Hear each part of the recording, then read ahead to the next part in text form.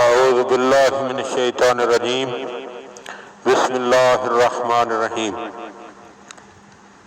مولا کائنات حضرت امیر المومنین علی ابن ابی طالب علیہ السلام کے مجموعہ کلام نہج البلاغہ کے تیسرے باب کا 338 نمبر فرمان ہدیہ مومنین کرنے کا شرف حاصل کیا جا رہا ہے۔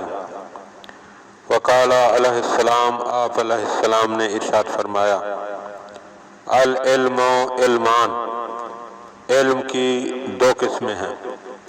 مطبوعاً، پہلی قسم وہ ہے جو انسان کے نفس میں رچ بس جائے، ومسموعاً، اور دوسری قسم وہ ہے کہ جو صرف سن کر لیا گیا ہو۔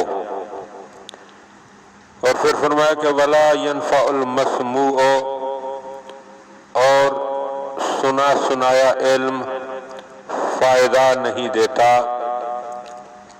اِذَا لَمْ يَكُنِ الْمَطْبُوعُ، جب تک وہ دل میں راسخ نہ ہو جائے۔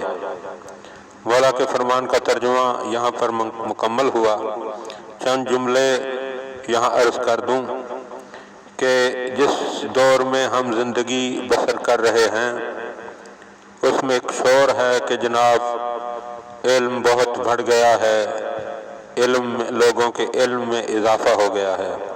تو ہمیں یاد رکھنا چاہیے کہ ہمارے علم میں اضافہ نہیں ہوا بلکہ ہماری معلومات میں اضافہ ہوا ہے، کیونکہ مولا کے فرمان کے مطابق علم تو وہ ہے جو مطبوع ہو۔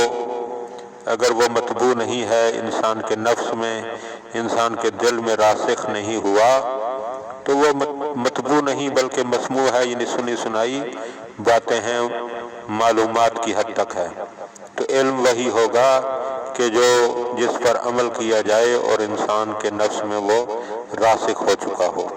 اور قرآن پاک کیونکہ بذات خود علم ہے، اس لیے قرآن پاک کی آیات متشابہات کے بارے میں خداوند عالم فرماتا ہے کہ لا یعلم تأویلہ الا اللہ والراسخون فی العلم، کہ آیات متشابہات کی تعویل یا اللہ جانتا ہے یا وہ ہستیاں جانتی ہیں جو راسخون فی العلم ہیں، اور راسخون فی العلم صرف محمد و آل محمد علیہ السلام کی ازوات مقدسہ ہیں۔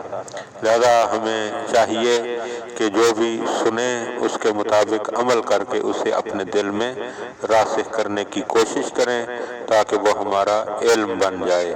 اللہم صلی علی محمد و آل محمد۔